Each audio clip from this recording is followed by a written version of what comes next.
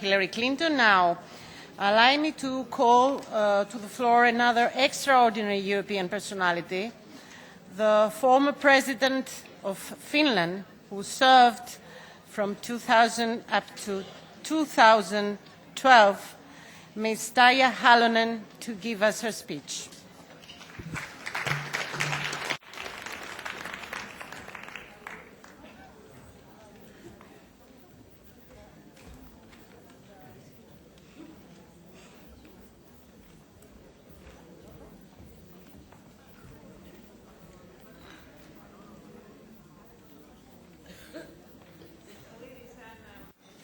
Ladies and also those brave gentlemen who have been with us making the new world.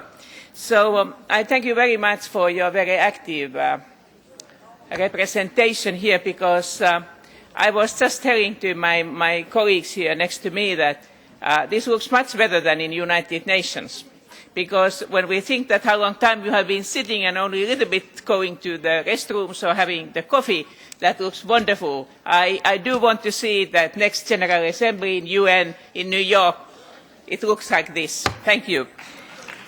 So it's really true what Madam Chair said, that these panels are very much interlinked. So that these teams are knitted together. But what I would like to say is that it's good to remember, even we see a lot of similarities, that there are also the different traditions. We have different traditions, different gender stereotypes in different countries of the world. But what I would like to remind you and encourage you is that these models are made by us, by people, and we can also change them if we see that they are unfair. So we have recently heard a lot of encouraging experiences, the stories of success. And I feel very humble with that in a way, because Finland was, in a way, counted first or second in the world for the women's emancipation. New Zealand was the first one to give the right to vote, and Finland was the first one to give both the right to vote and to candidate in the elections. So it's a very, very long march we have done, almost 100 years. And now we see the very fast development in different parts of the world. And I hope that it will encourage us, all of us. So anyway, when we say that we should be the change we want to see in the world, so of course we have our own frames for that. Democracy, human rights, rule of law and good governance. These different parts of the system each affect the other parts, but also for the position of the women. In a political democracy, both the emancipation of women and also the electoral system are important factors. You have a different kind of system for elections, and working together with an Interparliamentarian Union, IPU, we have a possibility to learn more how to manage in different systems. For instance, Sweden and Norway are good examples of advancing gender equality rapidly in the so-called list system, where you just vote for the party or the list of the party. Then, for instance, in Finland, we have a different system. Even the candidates of the same political party are in the same list, but the voters will choose whether I will vote that woman or that gentleman, and then the election system is different.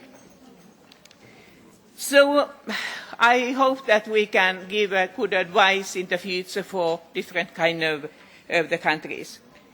So the nomination of the candidates is very important, but an equal attention needs to be paid to the election campaign itself. And so what we have noticed is that the women's campaign budget are regularly smaller than those of men. And of course, this affects the portraying the candidate's visibility. Some might ask that whether she is really serious. I don't see her picture anywhere. And then you have to say that, my dear sister, it's a question of money. We have to raise the funds in order to make her visible. And we have also to find the other ways how we can say that she is seriously being a change we want to see. So I will make also the request, a challenge to our dear friends in the EU Parliament, because the European Union Parliament is in next spring. And I would love to see that the female candidates are very visible, so that you can make also those records. So the second part what I will say after the political and electoral system is the gender equality in society. So almost every one of you have underlined the importance of education. And I will also join to the party. So in my own country, the girls and boys have a compulsory and free education up to the age of 16, and also the secondary and tertiary education is free of charge for all. And what I see is important when we think about this possibility is that we, for instance, we provide a free lunch, warm lunch for all children, so nobody needs to stay home to cook. And we know also that no child is hungry at school. So we can find ways how we can guarantee that little boys and girls can just concentrate in their studies. So what are the other things? Municipalities, the local authorities are required by law in my country to provide daycare for all children below school age, so that both parents can take up the full-time jobs if they so want. But also that if you are pregnant, you are protected for your pregnancy, and you can get also freedom from your work after the child has been born. But also the fathers can take part of that. And that's something very necessary to tell, that the baby needs both a mother and a father, and you can just in dynamics of your family to think how to do it. So, and I will say very shortly, I have noticed it's not only whether we want to be a change like that, what we want to see in the society, but also that today the sons are better than their fathers, and the fathers are better than their grandfathers. So I do believe that also adult people can become better. So healthcare is, of course, important for every one of us. And then we have been spoken already the employment rate, which is very important for both men and women, because that's the dignity of the adult people, that he or she can do something what is respected by the other, also so that you can get your bread, your living on that.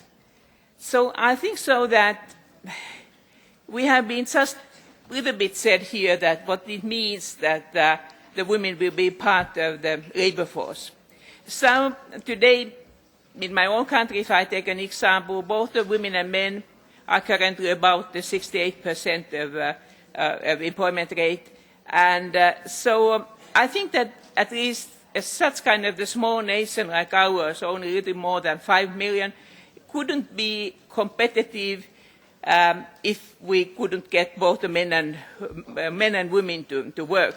So I think that we can say that investing in a woman, so it's also a smart investment. It's a human rights issue, but it's also a smart investment.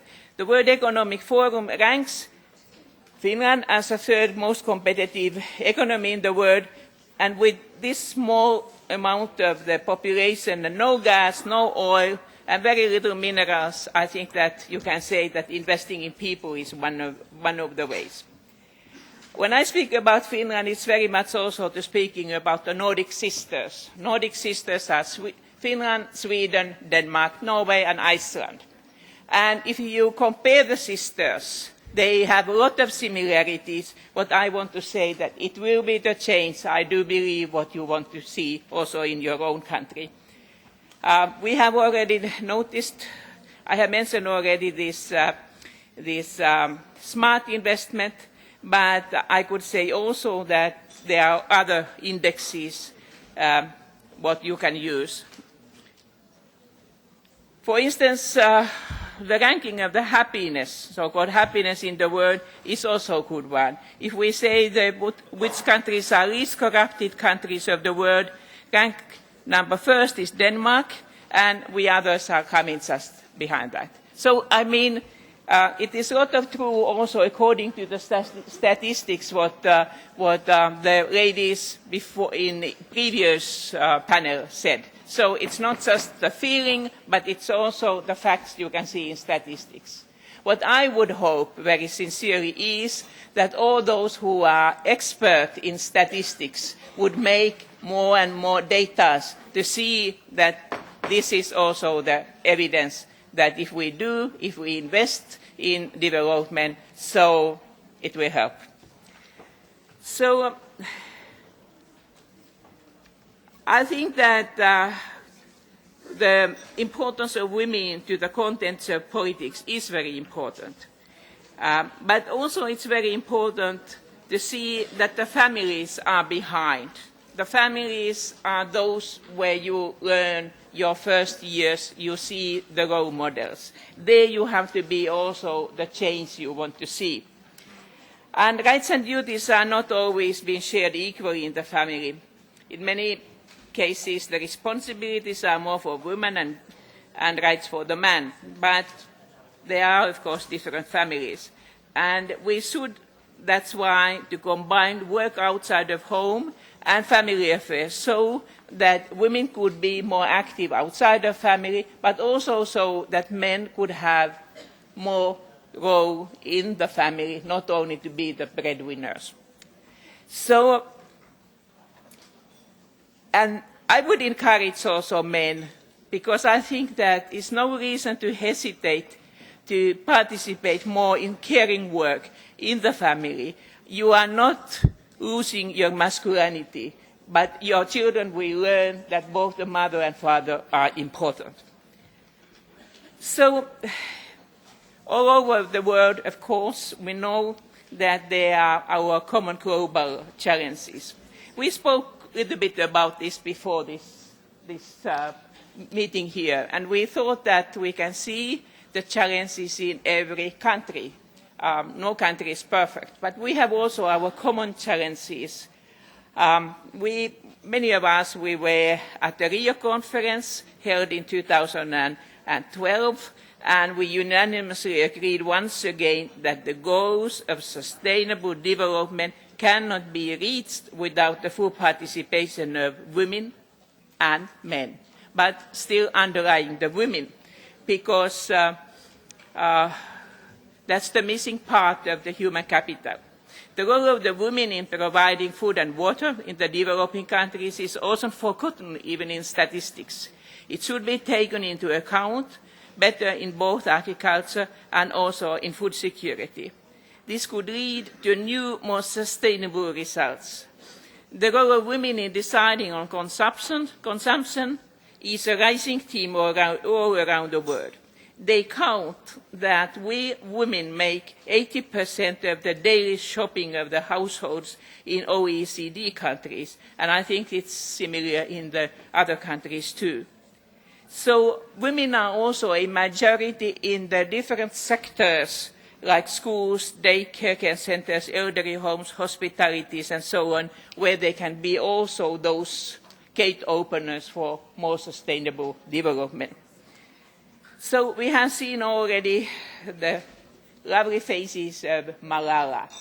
And I think that similar things have happened also in other countries.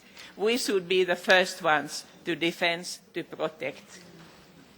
Because these kind of the young, brave women, they have given more than what should be human. So, but we have still more other things to do. Sexual rights, for instance, are still difficult to advance. This is an issue that can be surrounded by fear, as a difference in such fundamental issues as gender identity or sexual orientation, or even how to choose your own spouse. So these things will be quite soon in our United Nations agenda. These are also the reason why I accepted to co-chair the high-level task force for the International Conference on Population and Development, which prepares so-called ICPD beyond 2014. And Wanda, can you raise your hand? So she is from Poland and also with us in the same group. And I think, of course, that the population growth on our planet is linked to sexual and reproductive health and rights. We are exceeded a population of 7 billion, and during the next 30 years the population will grow further up to the 8 or 9 or even more billions. At the same time, some countries have a diminishing population, which could be changed by having a better system of combining work and family life. I will say only that the dreams of boys and girls are very decent. Very decent, and if they can fulfill their dreams, I think so that also the population growth plus sustainable development will be succeeding. So we have had a lot of success stories, dear chairpersons, and I think that they are worth of our respect. And it has been it has demanded a lot of commitment and even sacrifices. But how to go further, I hope that we can think here together. And I think so that we should gather our experiences, statistics and the stories of success, but also the stories of failure, because then we could give a certain kind of the handbook that people could see that whether it could be useful for their own campaigns, for their own challenges. So ICD plus 20, Beijing plus 20, and post-2015 are just at the door. So we are just in the right timing here, but we have to work very hard. I encourage you to continue in the evening, in the nights, tomorrow morning with the coffee, and then to the daytime. Let's be strong. Thank you.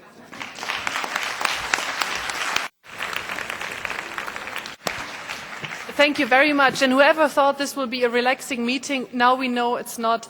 We all have a lot of work to do. Thank you for your speech, President Halonen. Before we move on, there is an announcement by our friend from United Arab Emirates. And I would like to just give Amal Abdullah the floor again.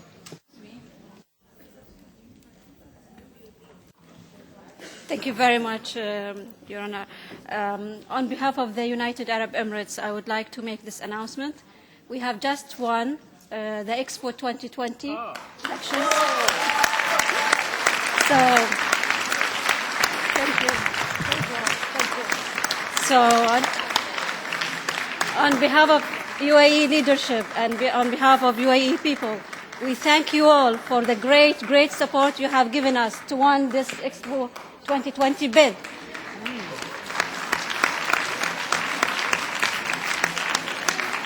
Our friends here in Europe and in European Parliament have been working sincerely with us to, since the nomination to get us, have been working sincerely with us to be able to compete strong countries in this. And we thank all the countries and their representatives and the European Parliament and on that. And we would like to invite you all to the United Arab Emirates. Please, you have an open invitation and don't wait until 2020. You have an open invitation any time to be there. You will be among your friends and your family. So thank you very much for all your support. Thank you very much, and this might have been a dangerous invitation because we might take it up, who knows, and we all come there. Thank you very much and congratulations. And we're very much delighted that the European Parliament is the first institution to be able to congratulate you for this. Okay. Now, in order to move on, let me remind that this House, the European Parliament, is very active in fighting not only in order to reduce gender gap, but to reduce the gap between words and deeds also. So when we're saying that the gender balance is not a women's battle, it's a women's and men's battle, There is a concrete proof to that, and the proof is that we have nominated as the chairperson of the Women's Rights and Gender Equality Committee of the European Parliament a colleague, a male colleague, who has always been and still is in the front line of fighting for a better gender balance, to reduce the gender gap. And that is our dear colleague, Mikael Gustafsson. And I would like to ask him to come and take the chair of the next panel and the floor. And while he comes up, may I use the opportunity to, by show of hands, ask you for tomorrow your preference which working group you would like to join, because we need to attribute the rooms. As a reminder, we've got working group 1 by UNDP and UN Women, working group 2 by the IPU, working group 3 by I Know Politics and NDI, working group 4 EY and Transparency International, Working Group 5, World Bank, Working Group 6, Role of Academics and Women's Colleges. You all have this in your program, and I hope you had a look at it. Who, just to get an impression, who would like to join Working Group 1? Okay. Working Group 2? Yeah. Working Group 3? I Know Politics and the I? Okay. Working Group 4? EY, Transparency International, okay. And Working Group 5, World Bank, yes. And then Working Group 6, Academics and Women's Colleges, okay, good. So I get a bit of an impression. And then just last but not least, I Know Politics. You can discuss the matter parallel to the sessions, huh? On their website in many different languages. Thank you.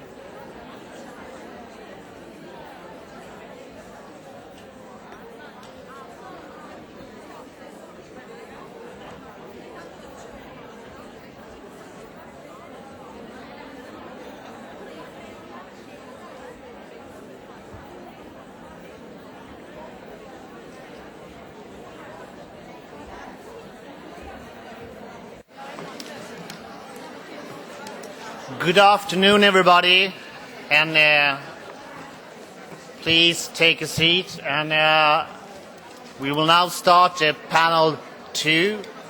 And I'm very honored that I've been delighted to be the chair of this panel. My name is Mikael Gustafsson, and I'm a Swedish MEP, but I'm also a very proud chair of the Women's Rights and Gender Equality in this House. And I think one of the greatest problems when it comes to gender equality is that there are too many men who say that this are a women issue. But they are, of course, totally wrong.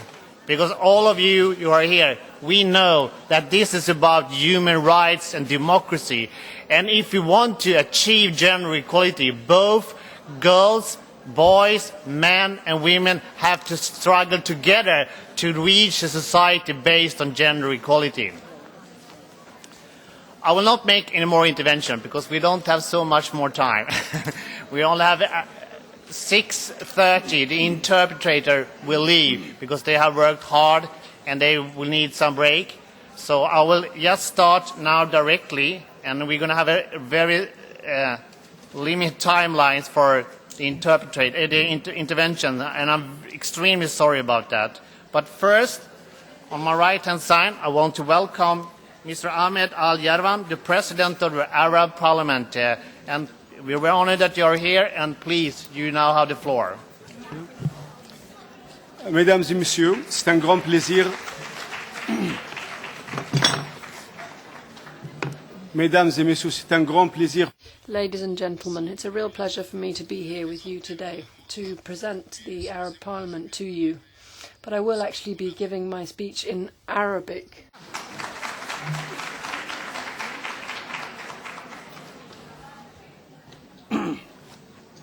أصحاب المعالي والسعادة، الضيوف الكرام.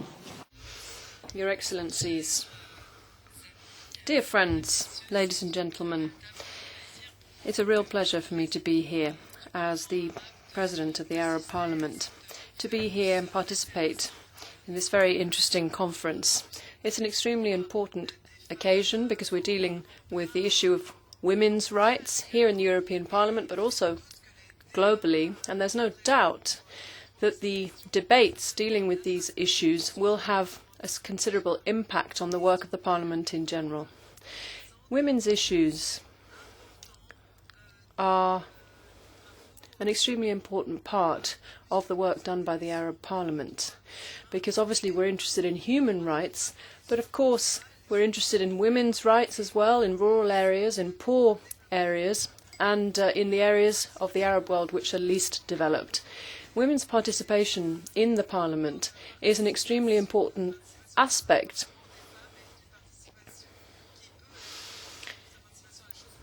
because it feeds into their participation in cultural, social, economic areas of life and all sectors of society, in fact. And it contributes to improving women's situations, also the idea of their right to stand, to be elected, to be part of associations and trade union organisations, and to be represented at all levels of public life. That's very important as well. Also, women should be helped to be able to protect themselves in conflict zones, for example. And in order to deal with these things in the Arab world, we're trying to come up with an adequate solution which can be properly reflected in all Arab constitutions. Now, when it comes to participation of women in the Arab Parliament, we have 8 participants from each of the countries, and they're working on an equal footing. Women are currently in 13 seats, and 1/3 of the seats of our Parliament Bureau is occupied by women, which is the highest ranking decision-making body. So we have 3 women in the Bureau, including a Vice President. We also have the Chairwoman of the Committee for Youth Affairs and Women's Affairs,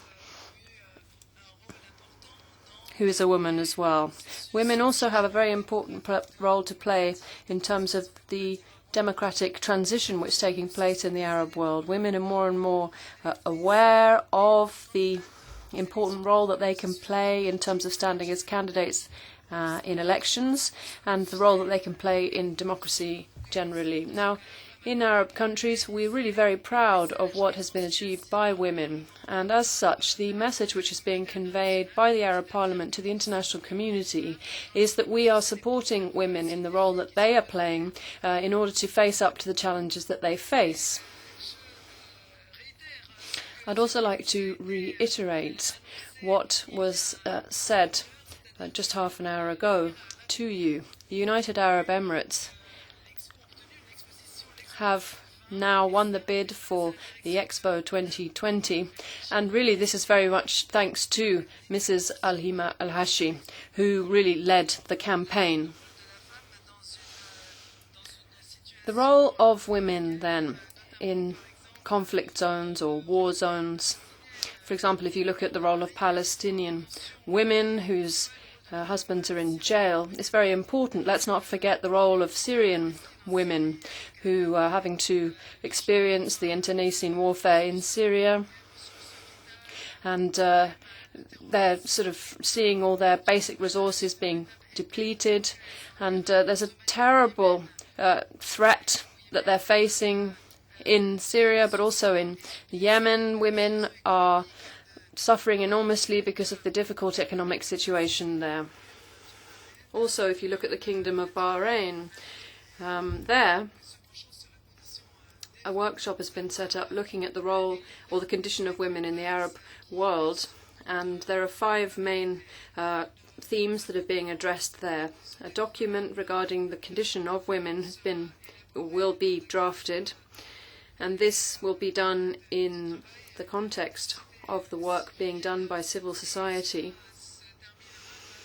and this will lead to the drafting of a legislative act which will deal with the issue of the role of women in the Arab world. So we're really looking forward to the results of the conference that will be held in that context, and obviously this will build on all of the work being done by the Arab Parliament in order to improve the role of women. Thank you.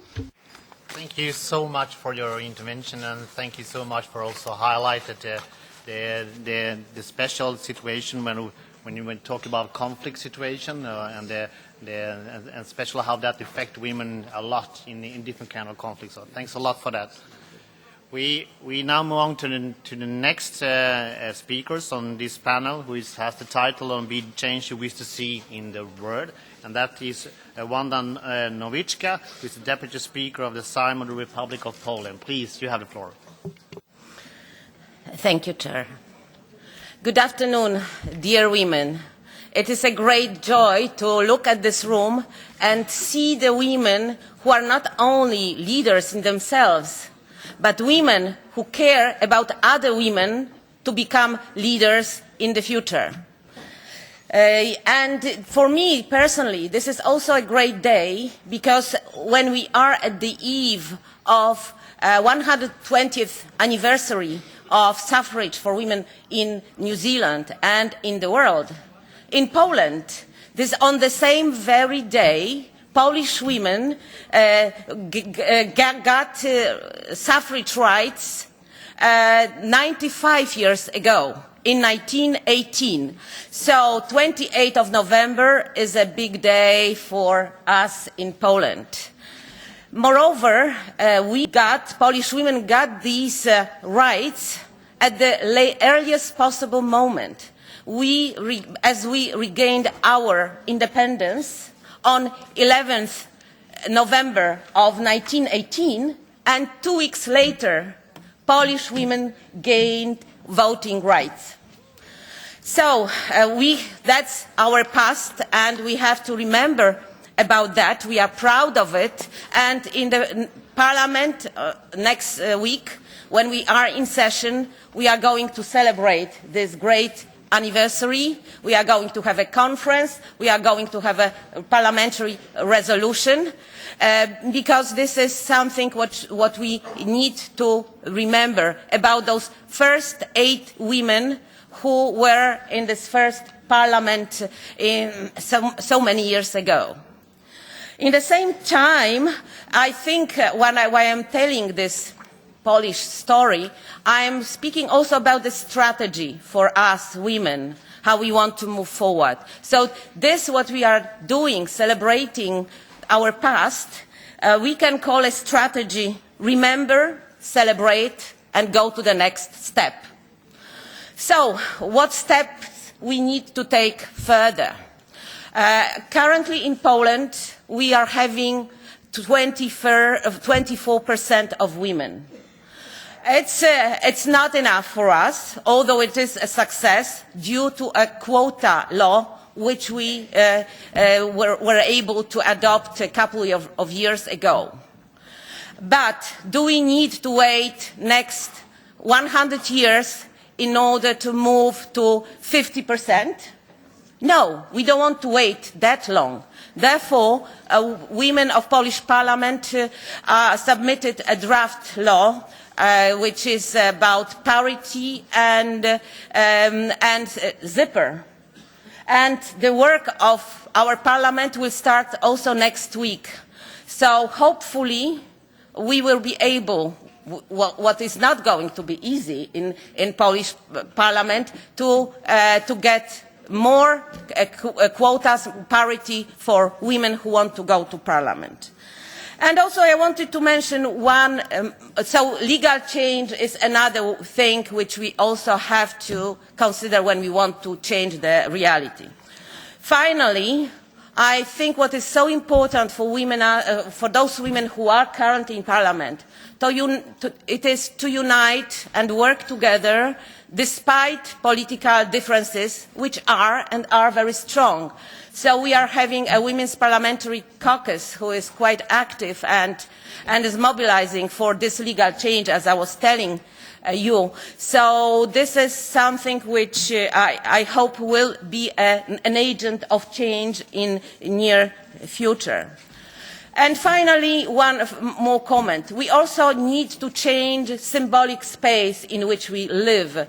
In Polish context, a language is one of the barriers because we don't use that often female forms for male positions, like, chairman.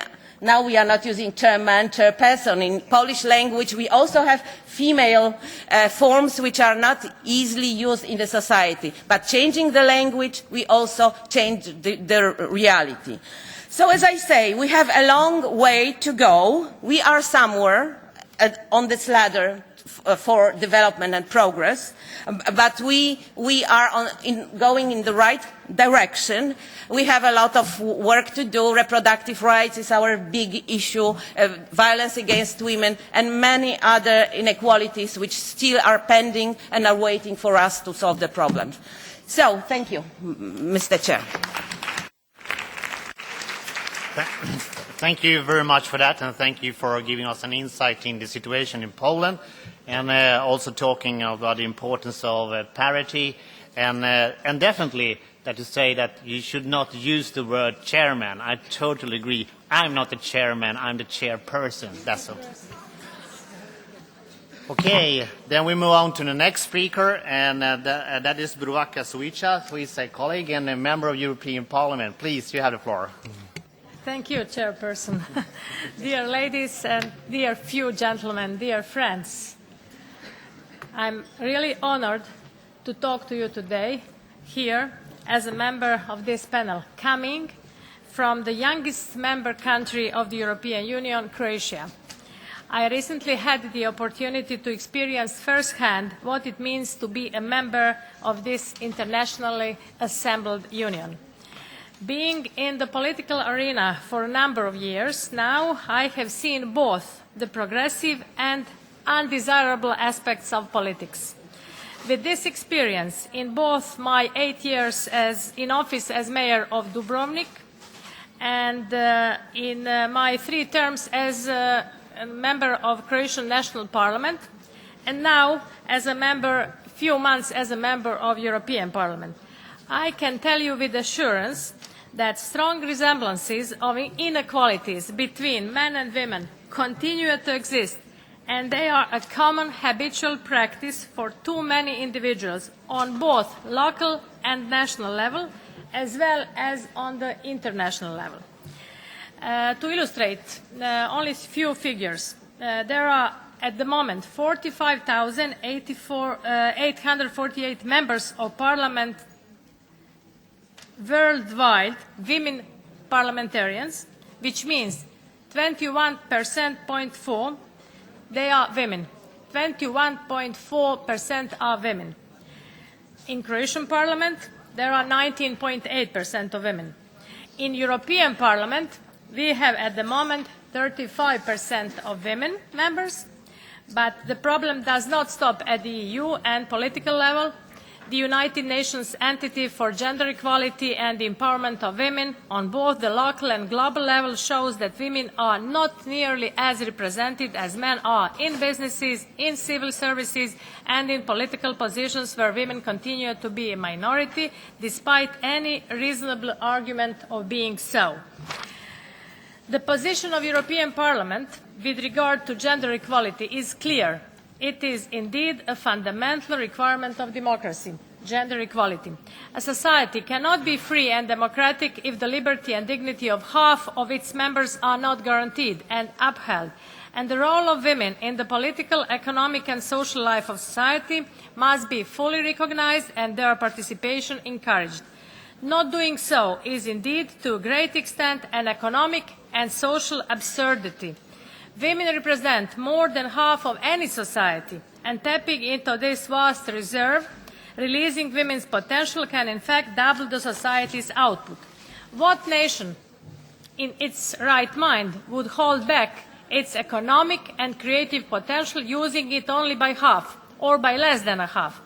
I was listening to the President of Finland, former President of Finland. She said that investment in women is smart investment. I agree.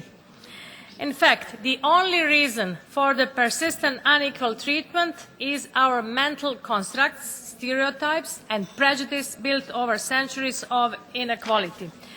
To cut long story short, because there is only 1 minute left, I am convinced that politics cannot simply be a clash of individual ambitions, but must focus on responding to the citizens' demands. I believe that women contribute a different outlook on these issues, which is also the advantage of involving more women in politics. I am not saying that the issue of women's participation in political life has been resolved in Europe itself. Far from it. While certain countries show a considerable success in this area, especially Nordic countries, other parts of the continent still have a way to go. To conclude, because I have to cut my story, I admire Malala, whom we saw a few minutes ago. I would like to welcome all female representatives of parliaments from all across the globe to share our experiences, to encourage changes, to insist on transforming the legislative framework, to empower women to be an example for all minorities, an example that will positively impact and support the political, economic and social conditions of today's leaders. But above all, I would like to invite all women everywhere to believe in themselves, to be more active, more motivated, more self-conscious and more courageous, as sometimes generosity alone is not enough. Then we wouldn't need quotas. Thank you very much.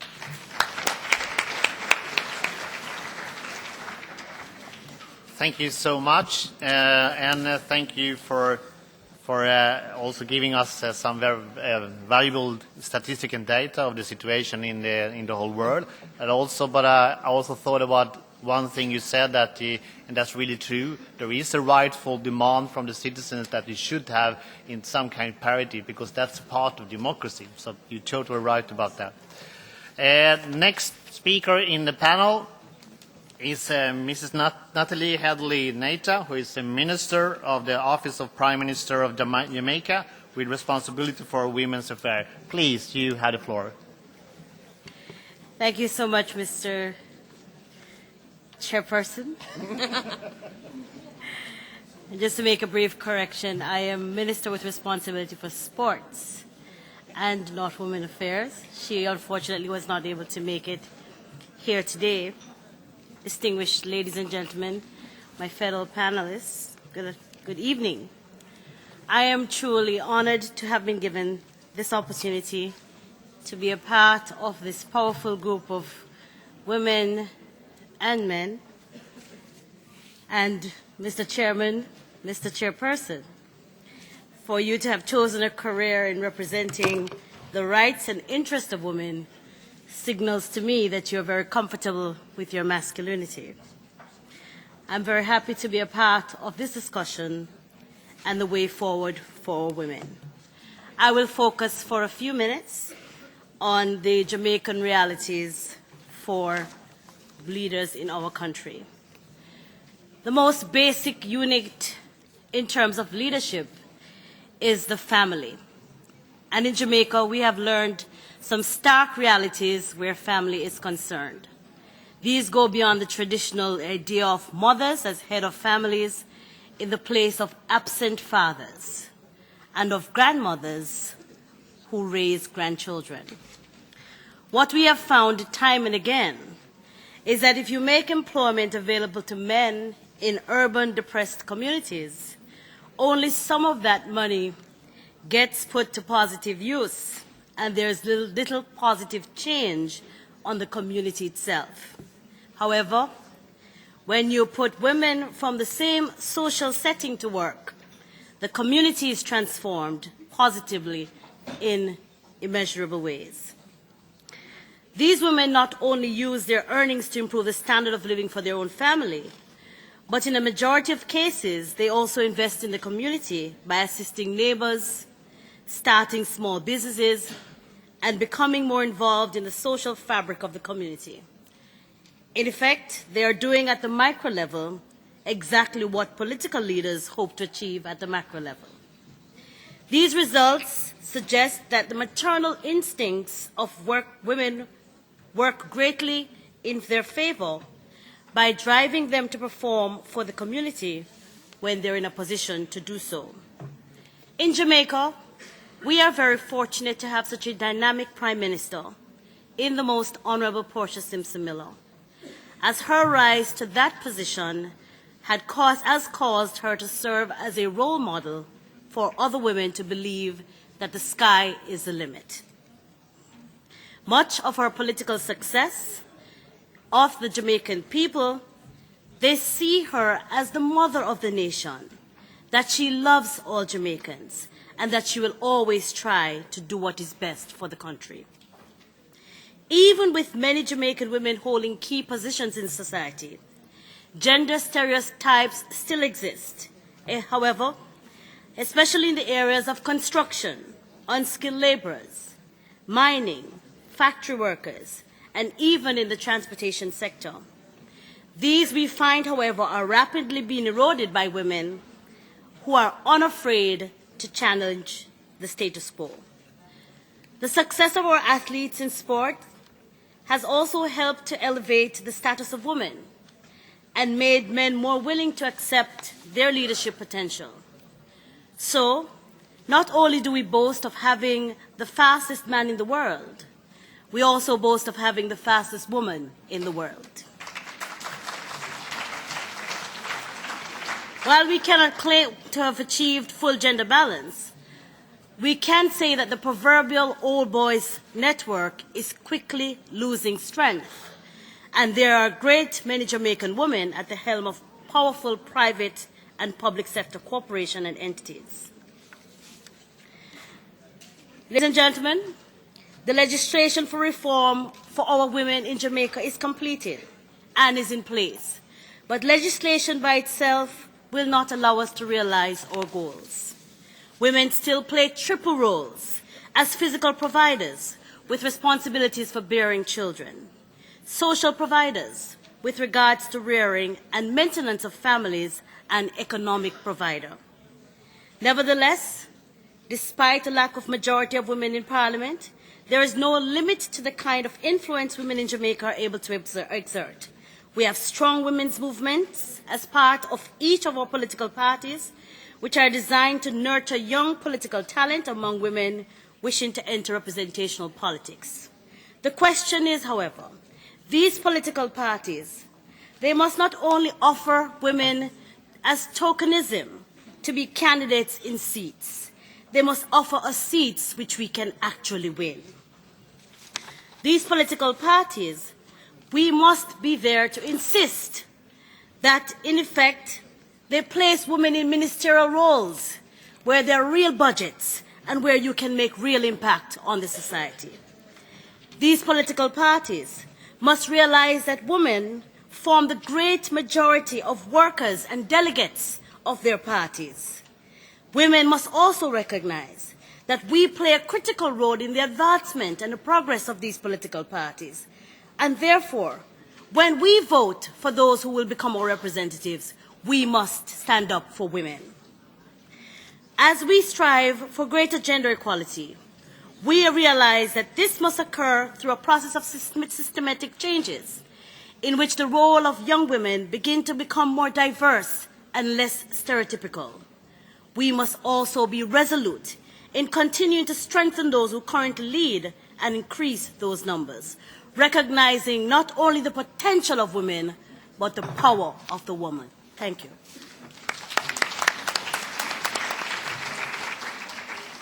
Thank you very much for that, and thank you for talking about that the sky has no limits. You're totally right about that.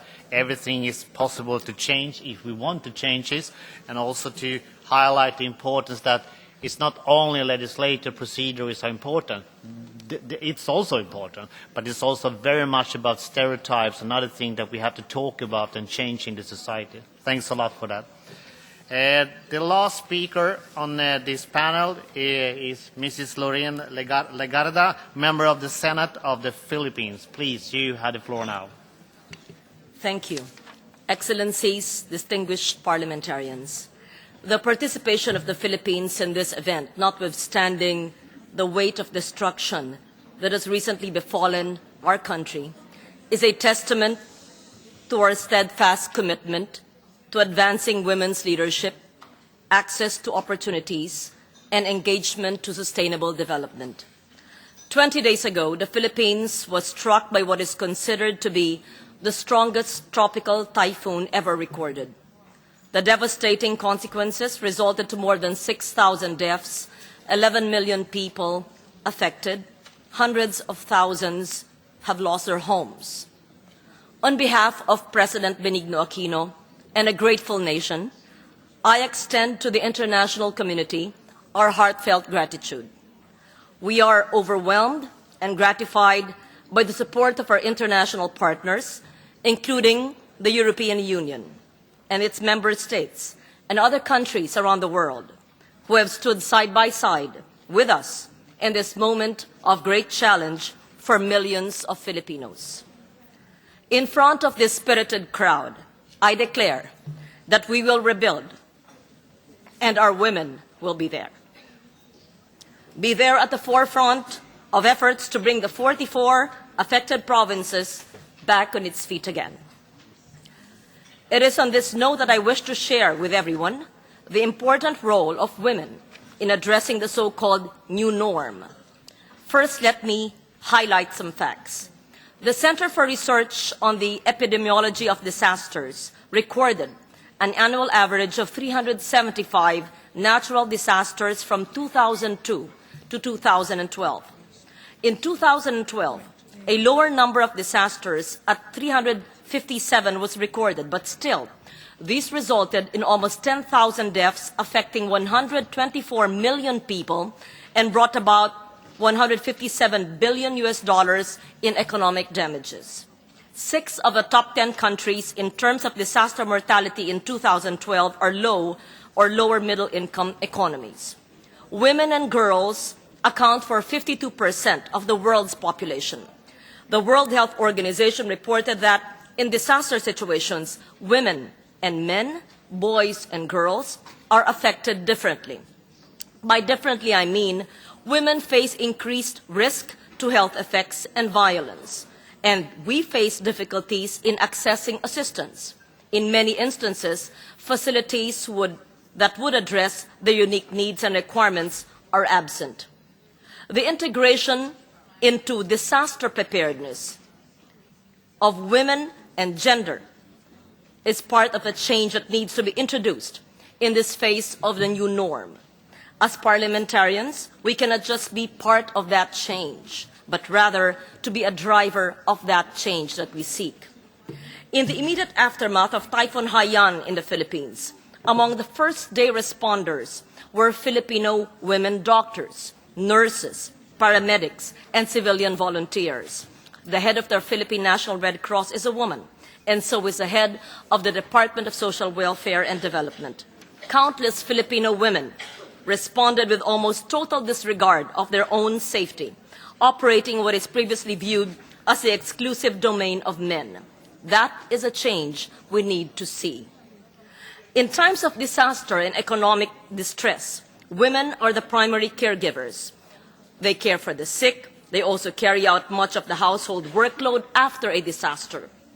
And notwithstanding these facts, the needs of women victims of disasters are unfortunately oftentimes overlooked. All these realities need to be met with a resolve to ensure that women are no less entitled to assistance and information than other members of our societies, not just in times of disasters, but all the time. As legislators, we have a role in enacting policies that will address the disproportionate vulnerability of women in disaster situations, especially in areas where gender inequalities are high.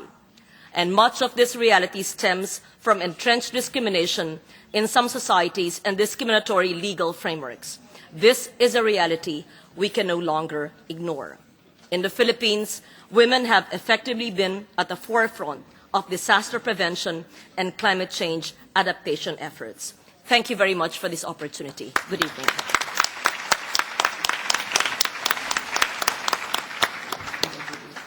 Thank you so much, and it's very difficult not to think about all what's happening in the Philippines. I mean, that was really a disaster thing that happened, and also it affects so many people. I will say that also you could see that, I mean, people who don't believe in climate change, they can of course say that it has nothing to do with this, but this is exactly what we have to waiting for if we're not going to do anything about it. And who is going to suffer most when it comes to different kind of climate change is going to be women, because they are the most poorest in the whole world. So it's really affecting the whole population, but I would say that women will suffer most of this kind of disaster that's going to be increased in the future if we don't do anything about it, especially if the rich country doesn't do anything about it. So I have the unpleasant thing to say now, because we have promised you a debate, but you see the time is only 5 minutes to 18:13, and I've been informed that it's not possible to have any debate because we're also going to have a ceremony here, an award ceremony. But the dinner will offer definitely mixed tables and plenty of opportunity for debate in that sense. Because if we start the debate now, it's going to take much more than 5 minutes, I promise you that. So unfortunately, we have to close this session. And I want to thank you so much, your panelists, for being here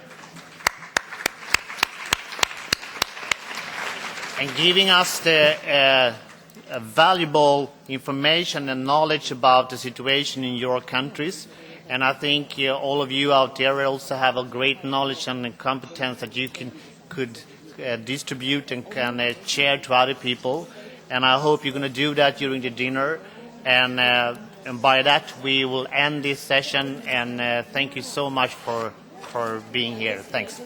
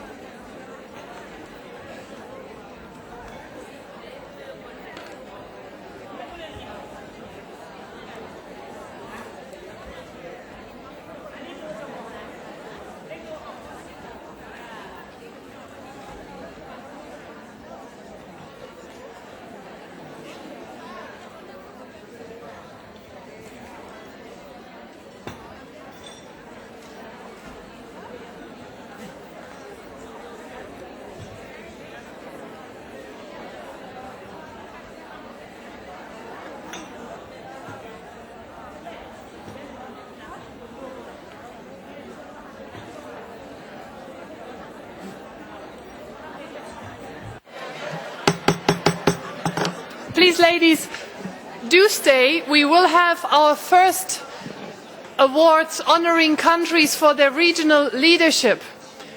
And after that, we can jointly move to the buses that bring us to the evening venue for our gala dinner, which I think will be a very, very nice occasion to continue the discussions at the tables. But please do stay for the awards now.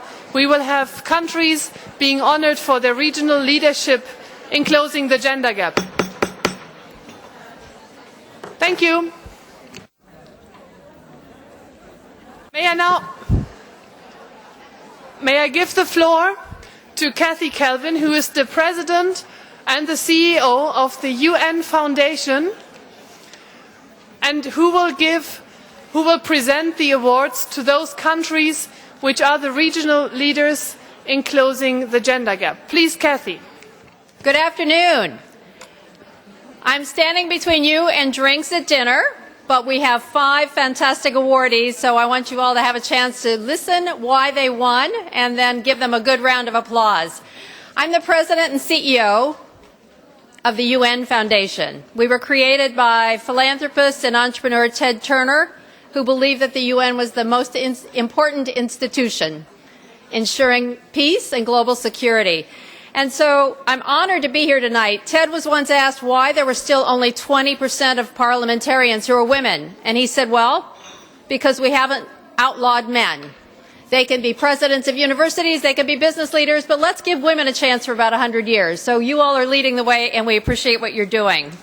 We're here to celebrate 5 champions who have closed the gender gap in their regions and in their countries. And they're great examples of outperforming in that area.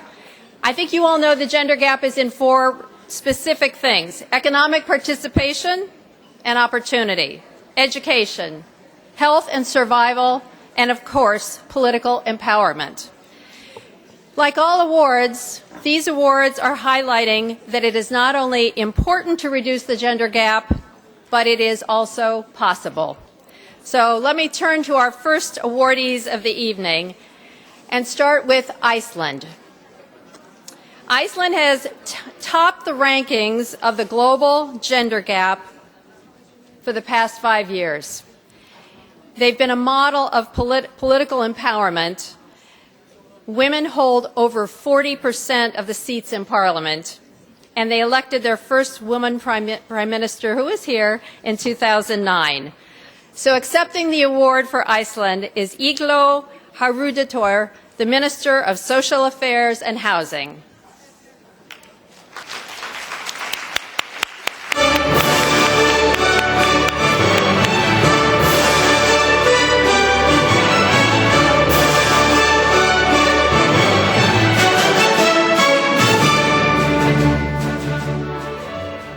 Thank you. Your Excellencies, my fellow MPs, ladies and gentlemen, it is a great honor to be here and to accept on behalf of Iceland this award being presented tonight, almost. And I hope that I'm allowed to say a few words here concerning the issue that we have been discussing here today. I think we all agree that women's rights are human rights, and no nation can lay a claim to being a complete and unified nation unless its women and men enjoy on an equal basis all the rights and opportunities that society offers. As we all know, the position of women varies very greatly from country to country. There are many reasons for gender-based discrimination, and its roots sometimes lie deep and are difficult to get at. All this we know, but we also know that with untiring work, a strong will and faith in our cause, we can move mountains and sweep all obstacles aside. I would like to emphasize especially that gender equality is an important prerequisite for economic progress and national prosperity. Studies show that women's empowerment and gender equality contribute to higher productivity, strengthen social institutions, and lay the foundation for a better future for coming generations. Any nation that fails to guarantee its women the same rights as men have to education, participation in employment, political activity, and access to economic prosperity, any nation that keeps its women down by denying them independence and self-determination and holds them back from participating fully in their communities and exerting an influence on their society, such a nation shackles itself and undermines its chances of growing and developing in the future. I'm really proud to accept on Iceland's behalf this award in the field of gender equality and closing the gender gap. But I would like to also emphasize that this award does not mean that our task is completed. Rather, it's an encouragement to do even more to promote women's participation in all areas of the community, to enhance women's influence in business and politics, and to get rid of gender-based wage discrimination. We must remember that Iceland's achievements and those of other Nordic countries in gender equality has not come about of their own accord. They are the results of more than 100 years of tireless campaigning on the part of women for their basic human rights. It's also, since we've been talking a lot about the groundbreakers and the trailblazers that have gone before us, it's a pleasure to have our former Prime Minister here, Jóhanna Sigurðardóttir, who has definitely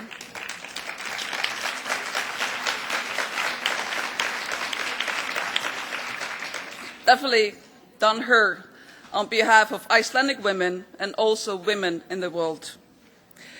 But we know from experience that we must stay on guard to prevent a turnaround in the trend regarding women's involvement in politics.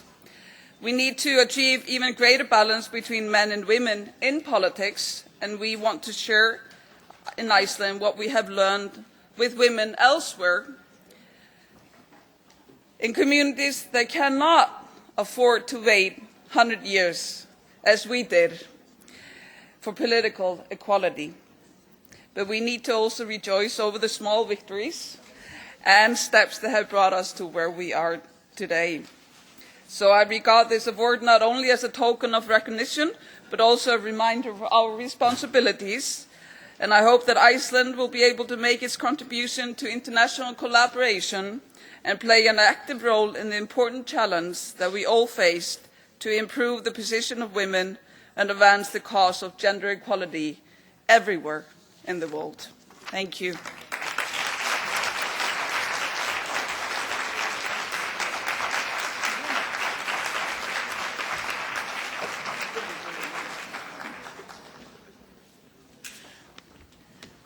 Well, congratulations again, Iceland. All of these regional winners were derived from data come up with by the IPU and rankings by the World Economic Forum. And our next winner is Israel, representing the Middle East region.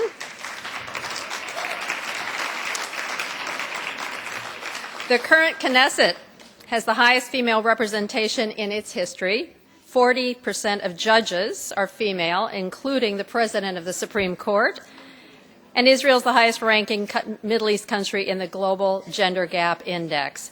Representing Israel tonight is Daphne Barak Erez, who's a justice of the Supreme Court.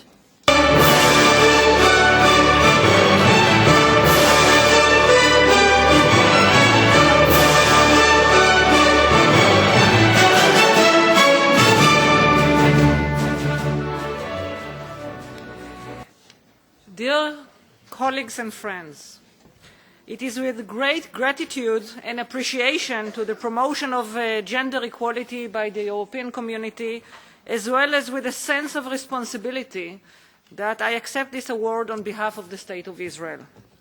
The Declaration of Independence of the State of Israel, promulgated in 1948, stated that Israel, and I quote, will ensure complete equality of social and political rights to all its inhabitants, irrespective of religion, race, or sex. This promise, given in a time where the political equality of women was not self-evident, represents the understanding that, for Israel, national independence has always gone hand in hand with gender equality. The Israeli legal system is the arena in which the promise of gender equality is materializing.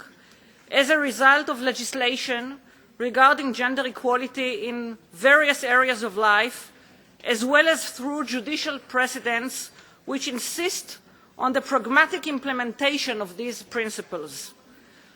Since the Equal Rights of Women law was enacted in its original form back in 1951, the principle of gender equality has been applied to both political and social rights, including by adopting affirmative action policies. Currently, there is no question that gender equality is considered a fundamental principle of the legal system. In addition, women are represented in all levels of government and economic life, including as government ministers, members of parliament, judges, and senior managers of economic institutions. At the same time, the road to achieving gender equality, as in other places in the world, is long and challenging. This is especially true when taking into consideration the multicultural reality of Israeli public life, as well as changes in the employment market. Therefore, we understand this award to be not only a token of appreciation for our achievements thus far, and in this respect I join the words of the representative of Iceland, but rather also as an ongoing moral expectation that we move forward with closing the gender gap that still exists, a vision that unites the international community. Thank you.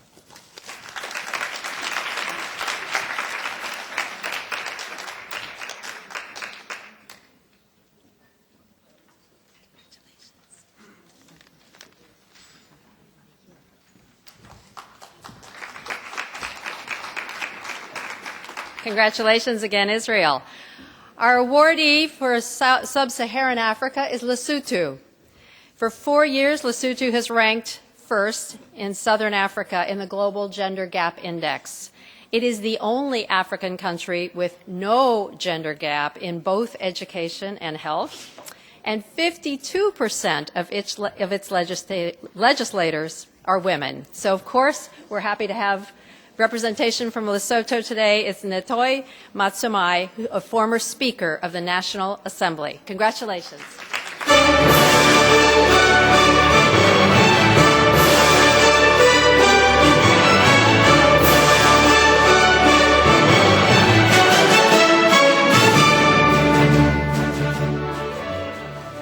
Excellencies, esteemed delegates, ladies and gentlemen, I feel greatly honored and privileged to have had this rare opportunity of representing my country, Lesotho, in this auspicious occasion of award ceremony. It is indeed humbling for me to be standing here, not only representing Sub-Saharan Africa region, but the motherland Lesotho, a proud recipient of an award for closing the gender gap. As a nation, we highly appreciate the thoughtfulness of those who found our efforts and commitment to gender equality worth of recognition. This heartwarming gesture is but a testimony to our efforts and to affirm that they did not go unnoticed nor were they in vain. We are grateful and we want to add that closing the gender gap in Lesotho did not come easy. We are a deeply patriarchal society where public life and leadership are still a male preserve, and therefore making inroads in such a terrain is no mean feat. This goes to show the measure of character in our leadership, the kind of leadership that challenges the status quo, which is not for the benefit of the entire human family. The leadership that walks its talk, the one that does not only sign international instruments, protocols, and conventions intended to remove all forms of discrimination against women and remain there, but takes them to the next level of domestication and operationalization. Leadership which draws inspiration from, among others, the understanding that for our countries to develop, we need to exploit the full potential of their human resource, both men and women, leadership which embraces democratic ideals and principles, which presuppose a genuine partnership between men and women in the conduct of affairs of society, in which they work in equality and complementarity, through mutual enrichment from their differences, as aptly captured in Principle 4 of the Universal Declaration on Democracy. Closing the gender gap in Lesotho has been realized as a result of various strategies which include but are not limited to formulation of policies on gender equality, reviewing and repealing of laws that are discriminatory against women, constitutional amendment that has brought about a reform of the electoral model, first past the post system to mixed member proportional, legislated quota for the National Assembly seats. As such, a firm ground for gender equality has been laid, and all we need is to stay the course. And indeed, initiatives such as tonight's award ceremony are sure to steer us forward. I wish to take this opportunity to salute all the torch bearers in the path of gender equality. I thank you all for listening.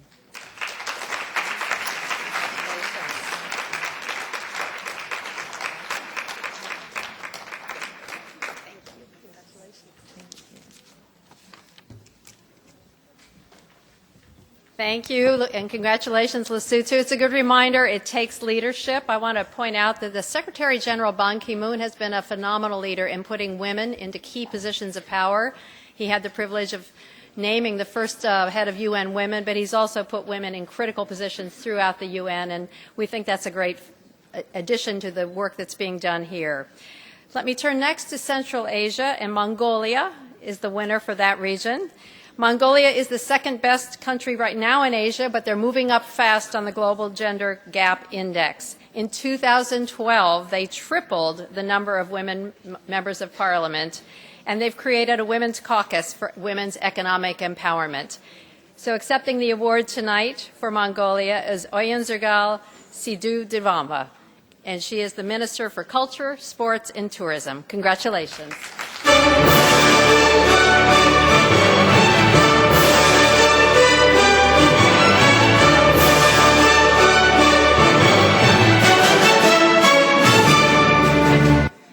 It is a great honor to stand here to accept an award for our nation's achievement, and I would like to thank all the doctors and lawyers and educated women who helped to rise the country to this level.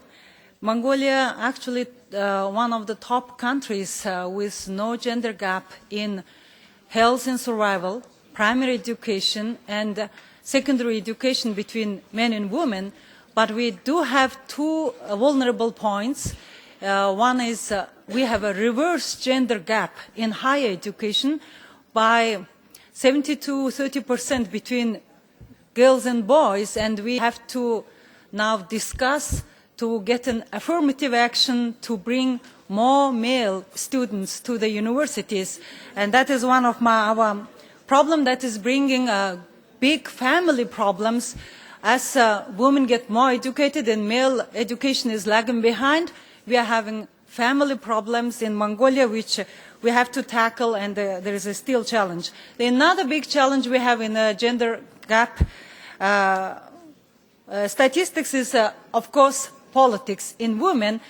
In the country where overwhelming majority of lawyers, doctors, and teachers are women, there remains one strong glass ceiling for women, which is a high-level political participation.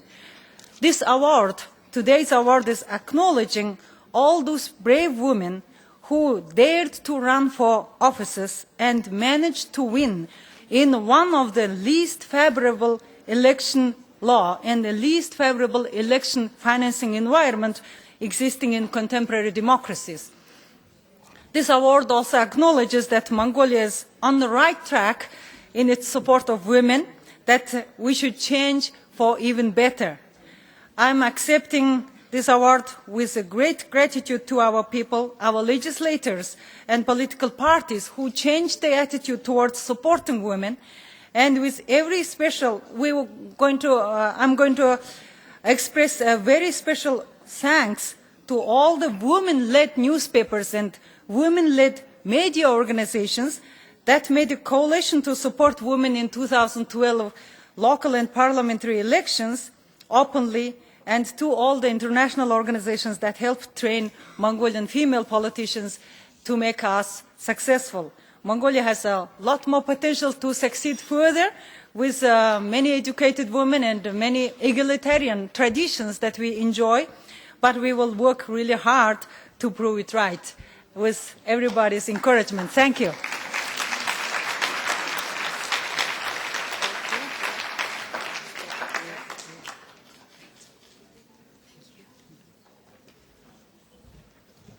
That was an inspiring talk. Thank you, Mongolia, and congratulations again. Before I give the final award, would everyone join me in thanking Silvana Kochweiser for this phenomenal conference and first day and for putting this idea together.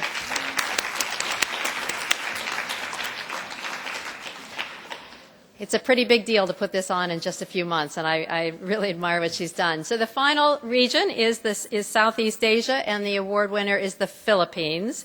They have shown great leadership and progress in the last few years, despite some recent tragedy.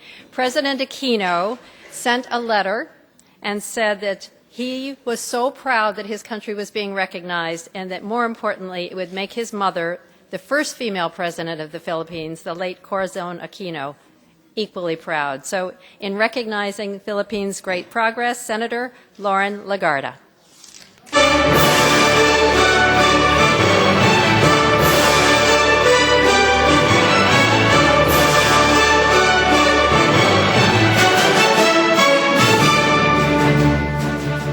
Excellencies, distinguished parliamentarians, in behalf of President Benigno Aquino and the Filipino people, I accept this award with sincere thanks and appreciation for this important recognition. This award could not have come at a more opportune time for my country as we strive to rise from the massive loss of lives and destruction inflicted by the strongest tropical typhoon ever recorded. And this is really a most uplifting development, which I wish to dedicate to the courageous women of the Philippines. Our country's guidepost in the promotion of women's rights is our Constitution. The state recognizes the role of women in nation building and the fundamental equality before the law of women and men. Our Constitution affirms such role, long performed by our women, dating back to the time before our independence. I recall that our national hero, Dr. Jose Rizal, even wrote a letter to the brave women of Malolos for taking a stand in defense of their right to education. He wrote, and I quote, "No longer does a Filipina stand with her head bowed, nor does she spend her time on her knees because she is quickened by hope in the future. Indeed, the Filipina shows no cowardice in the face of challenges." Our women play an important role in my country. They are involved in all sectors of our society. In fact, they are present in more than 100 countries around the world, caring for children and parents not their own, and operating businesses and industries as part of the force that drives the growth of the global community. We are sharing 10 million Filipinos with the rest of the world, and 60% of them are women. This reality compels us to continuously search for measures that will protect our women at home and beyond. The Philippines remains deeply committed to the Convention on the Elimination of All Forms of Discrimination Against Women, or CEDAW, the Beijing Platform of Action, and the Millennium Development Goals. The Magna Carta of Women, our gender equality law patterned after CEDAW, guarantees social, economic, civil, and political rights of women. Many laws have been adopted by the Philippines, and if I may, this includes the Disaster Risk Reduction and Management Act, which provides for a gender-responsive and proactive response in lessening the impacts of disasters and climate change. The Responsible Parenthood and Reproductive Health Act, which recognizes, among others, that sexual and reproductive health and rights are inextricably linked to violence against women. The Domestic Workers Act, which effectively brings domestic workers, the vast majority of whom are women, within the full and formal protection of our laws and government, and the expanded Anti-Trafficking in Persons Act, which ensures greater protection for our women and children. With your unflinching help, we will ride on the significant achievements we have attained and use this to help our nation rise up and continue with a journey of improving the lives and securing the rights of women around the world. Thank you very much.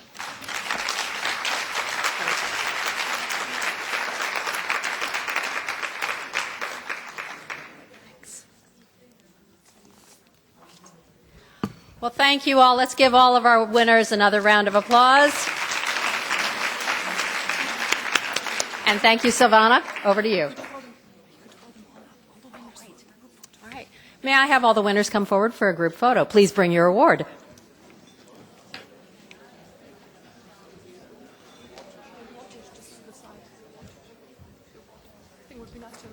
That's a great idea.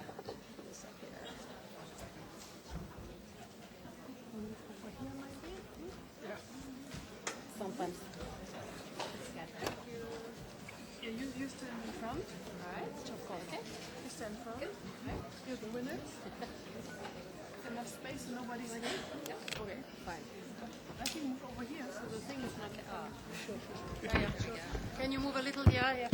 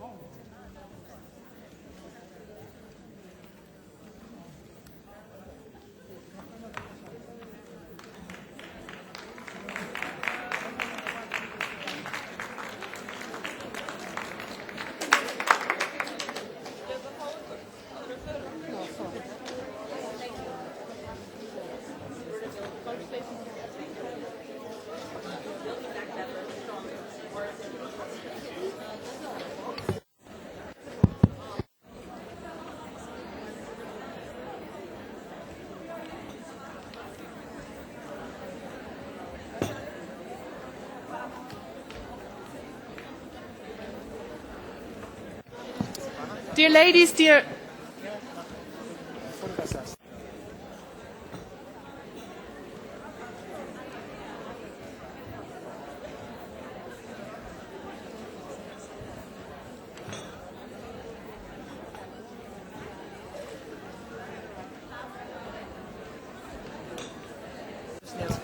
Okay. Dear ladies and gentlemen, just another few housekeeping announcements. This is with regard to our transition to the dinner venue.